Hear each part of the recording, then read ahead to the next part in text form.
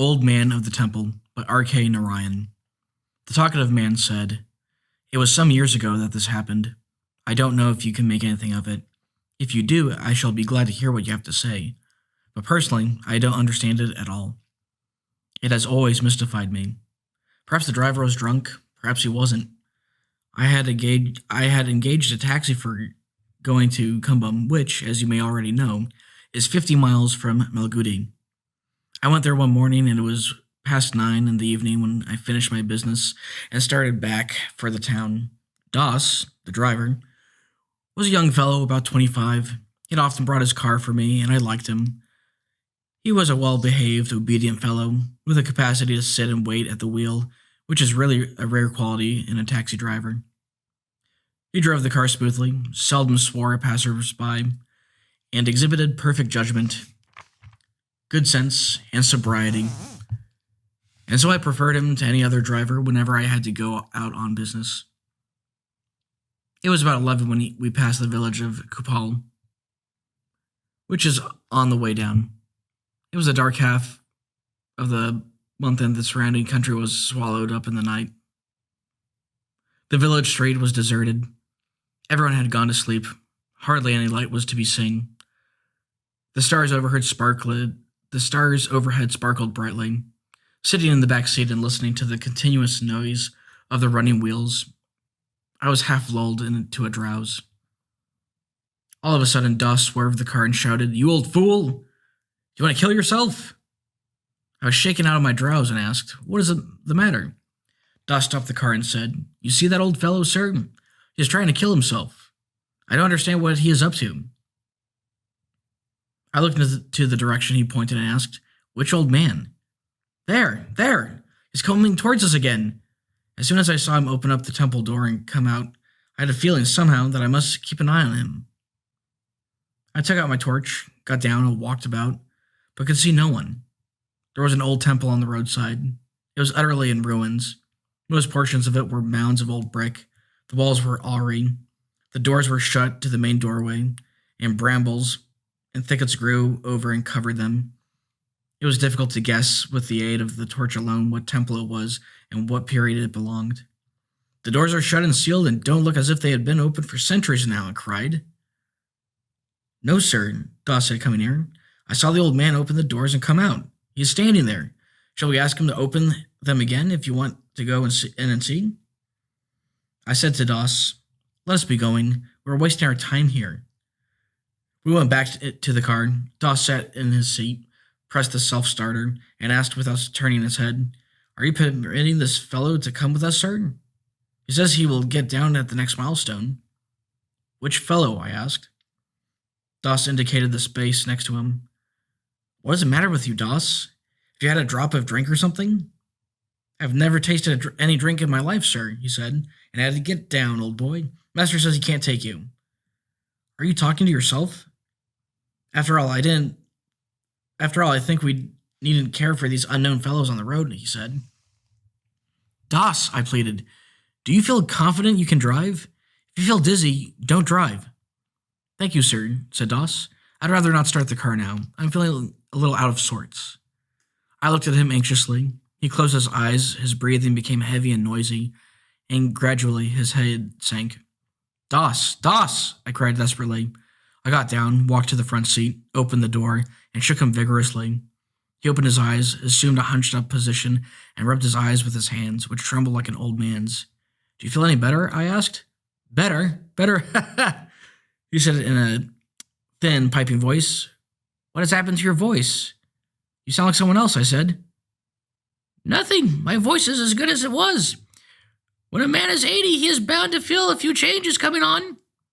"You aren't 80, surely," I said. "Not a day less," he said. "Is nobody going to move this vehicle? If not, there is no sense in sitting here all day. I'll get down and go back to my temple." "I don't know how to drive," I said, "and unless you do, I don't see how it can move." "Me?" exclaimed Doss. "These new chariots, God knows what they are drawn by. I never understand, though I can handle a pair of bullocks in my time. May I ask a question?" "Go on," I said. "Where is everybody?" "Who?" "Lots of people I know are not to be seen at all. All sorts of new fellows everywhere. Nobody seems to care. Not a soul comes near the temple. All sorts of people go about, but not one who cares to stop and talk. Why doesn't the king ever come this way? He used to go this way at least once a year before. Which king? I asked. Let me go, you idiot, said Doss, edging towards the door, which I was leaning. You don't seem to know anything. He pushed me aside and got down from the car. He stooped as if he had a big hump on his back and hobbled along towards the temple. I followed him, hardly knowing what to do.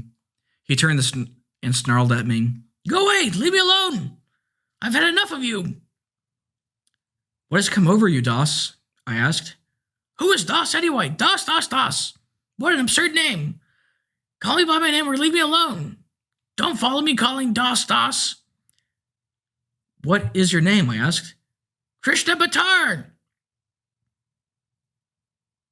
And if you mention my name to people, we'll know for 100 miles around. I built a temple here where there was only a cactus field before. I dug the earth, burned every brick, and put them one upon another, all single-handed. And on the day the temple held up its tower over the surrounding country, what a crowd gathered. The king sent his chief minister. Who was the king? Where do you come from? He asked. I belong to these parts, certainly, but as far as I know, there has only been a collector at the head of the district. I never heard of any king. Hee hee hee! He cackled. His voice rang through the gloomy silent village. Fancy never knowing the king! He will behead you if he hears it. What is his name? I asked. This tickled him so much that he sat down on the ground, literally unable to stand the joke anymore. He laughed and coughed uncontrollably. I'm sorry to admit it, I said, that my parents have brought me up in such an utter ignorance of worldly affairs that I don't even know my king. But won't you enlighten me? What is his name? Vishnu Varman, the Emperor of Emperors. I cast my mind up and down the range of my historical knowledge, but there was no one by that name. Perhaps a local chief of pre-British days, I thought. What a king! He often visited my temple or sent his minister for the annual festival of the temple, but nobody cares. People are becoming less godly nowadays, I said. There was silence for a moment. An idea occurred to me. I can't say why. Listen to me, I said. You ought not to be here anymore. What do you mean? He asked, drawing himself up proudly. Don't feel hurt.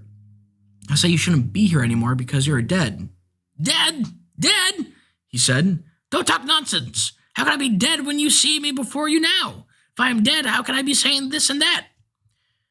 I don't know all that, I said. Argued and pointed out that according to his own story, he was more than 500 years old. And didn't he know that the man's longevity was only 100? He constantly interrupted me, but considered deeply what I said. He said, It is like this. I was coming through the jungle one night after visiting my sister in the village. I had on me some money and gold ornaments. A gang of robbers set up upon me. I gave them a good fight, as any man could, but they were too many for me. They beat me down and knifed me. They took away all I had on me, and I left thinking they had killed me. But soon I got up and tried to follow them. They were gone. I returned to the temple, and I've been there since. I told him, Krishna Bhatar, you are dead. Absolutely dead. You must try and go away from here. What is to happen to the temple? He asked. Others will look after it. Where am I to go? Where am I to go? Have you no one who cares for you? I asked. No one except my wife. I loved her very much. You can go to her. Oh, no. She died 4 years ago. 4 years? It was very puzzling. Do you say 4 years back from now? I asked. Yes. 4 years ago from now. He was clearly without any sense of time. So I asked, was she alive when you were attacked by thieves? Certainly not. If she had been alive, she would have never have allowed me to go through the jungle after nightfall. She took very good care of me. See here, I said. It is imperative you should go away from here. If she comes and calls you, will you go? How can she when I tell you that she is dead? I thought for a moment. Presently I found myself saying, think of her, and only of her, for a while and see what happens. What was her name? Shiva. A wonderful girl. Come on, think of her. He remained in deep thought for a while. He suddenly screamed, Sheila is coming! Am I dreaming or what? I will go to her. He stood up very erect. He appeared to have lost all the humps and twists he had on his body. He drew himself up, made a dash forward, and fell down in a heap. Doss lay on the rough road. The only sign of life in him was his faint breathing.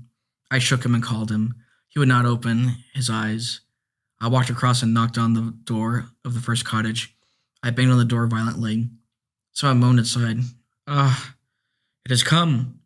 Someone else whispered, You just cover your ears and sleep. It will knock for a while and go away. I banged on the door and shouted who I was and where I came from. I walked back to the car and sounded the horn. When the door opened, a whole family crowded out with lamps. We thought it was the usual knocking, and we wouldn't have opened if you hadn't spoken. When was this knocking first heard? I asked. We can't say, said one. The first time I heard it was when my grandfather was living. He used to say he had even seen it once or twice. It doesn't harm anyone, as far as I know. The only thing it does is bother the bullock carts passing the temple and knock on the doors at night. I said it was venture. It is unlikely you will be troubled anymore. It proved correct. When I passed that way again months later, I was told that the bullocks passing the temple after dusk never shied down, and no knocking on the doors was heard at nights. So I felt that the old fellow had really gone away with his good wife.